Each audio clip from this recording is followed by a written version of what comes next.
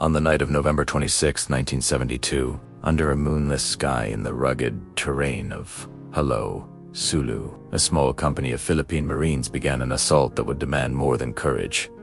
It would demand sacrifice. On Sibalo Hill, also called Punai Hill, more than 500 heavily armed rebels waited in entrenched positions, their machine guns roaring under the tropical darkness. Among the Marines was Private First Class Nestor Acero, a rifleman in the 7th Marine Company. This is his story, a story of brotherhood, bravery, and an unshakable decision to stay behind. Not because he had to, but because others depended on him. His actions would cost him his life, but in that final moment, he would shield his comrades and define what valor truly means. To understand the magnitude of Nestor Acero's sacrifice, we must go back to where he started. While little is known publicly about his earliest years, his childhood, his family, the quiet moments before the call to serve, one thing is certain. When Nestor joined the Philippine Marine Corps, he joined in earnest. He was assigned service number 574,126, and by the time of his valorous act, he was seasoned enough to be trusted on frontline missions. He was part of the 7th Marine Company, trained as a rifleman.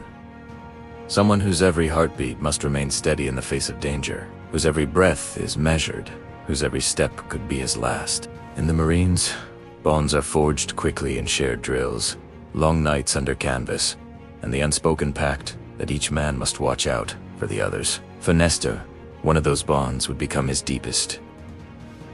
His friendship with another Marine, Private First Class B, forged in basic training, sustained in the crucible of war. In the early 1970s, the southern Philippines was a region fraught with tension and violence. Insurgencies were not uncommon. Jolo, in particular, had a long history of conflict, where government forces regularly clashed with rebel groups. The Philippine Marine Corps was often called upon to conduct aggressive operations in this dangerous terrain. By November 1972, the 7th Marine Company, along with the 8th Company, had been tasked with a difficult mission: to assault Sibalo Hill, a strategic stronghold held by a large number of insurgents, reported to be roughly 500 in number. These were not just guerrilla fighters, they were well armed, dug in, and determined. The plan: take the hill, displace the enemy, and regain control of the area. But plans, no matter how carefully drawn, must contend with reality. And on that fateful November night, reality was lethal. As the Marines advanced, the terrain worked against them. Jungle undergrowth, rocky outcrops, narrow ascents, all challenging to navigate, especially under fire. As the 7th and 8th Companies approached the summit of Sibalo Hill, they encountered a hailstorm of bullets. Enemy fighters let loose with 30 caliber and 50 caliber machine guns, putting up a fierce defense. Chaos erupted. The Marines suffered casualties. The darkness helped neither side. Shadows moved in the trees, and muzzle flashes lit the night in brief, terrifying bursts. The numerical advantage of the rebels became clear, and their strategic placement on higher ground, entrenched positions, gave them a deadly edge. Under mounting pressure, and with losses mounting, the battalion commander gave a difficult order: disengage, pull back. At that point, the Marines' positions had become untenable. Imagine hearing that order. Withdrawal. For any soldier, it's a bittersweet moment. Relief to be away from the worst of the firefight, but frustration and heartbreak for what's being left behind. For many, it's a lifeline. But for Nestor Acero, it became a test of conscience. In the swirling confusion, he realized that not all of his comrades could move. Some lay wounded, and among them was his close friend, Pribate Buaya, the same Buaya he had shared basic training with. Buaya was gravely wounded, struggling to survive under fire. Nestor recognized that if they left immediately, Buaya and others might be left behind, exposed to enemy fire, unable to defend themselves. Soldiers began to pull back, following orders. But as they moved, Acero made his choice. He would not go. Would stay. Under fire, Acero knelt beside Buaya. He looked at his friend's wounds, the flicker of pain in his eyes, and he made a decision unthinkable to many in that moment. He would nurture his friend, protect him. Even if it meant risking everything, He could have tried to drag Bioya and other wounded men down the hill, but the terrain, the volume of enemy fire, the risk, it was near impossible. Instead, he rallied his own strength and resolved to provide covering fire, hold off the enemy, and divert their attention toward himself so that the rest of the unit could retreat. His superiors called on him to retreat, to fall back, to abandon his post. But Acero refused. He saw more than orders. He saw men depending on him. He saw Buaya's life intertwined with his. As the rest of the Marines withdrew, Acero remained, alone in the darkness. In the midst of a storm of bullets, he made his stand. He fired back. He defended. He tended to the wounded as best as he could, refusing to abandon anyone, even for a moment. Because of him, the pressure shifted. The rebels, sensing a target, concentrated their fire on his position. Their heavy weapons roared. Yet Acero stood firm. He fought not just for survival, but with purpose. Every shot he fired was deliberate, not simply to kill, but to buy time, to allow his brothers to live. When morning broke, the recovery teams ascended Sibalo Hill to retrieve the bodies of the fallen. What they found was haunting. There, in the clearing, lay Private First Class Nestor Acero. His body lifeless, but cradling the body of Buaya in his left arm, as if in a final embrace. Around them lay dozens of dead insurgents, more than 30, according to after-action reports. Inez de Acero had shielded his friend. In his stillness, he conveyed an unspoken message. You mattered. You were not alone. It was a moment of tragic beauty, a testament to loyalty, bravery, and sacrifice. The scene became part of Marine Corps' lore, a stark, powerful image of what one man was willing to give so that others might live.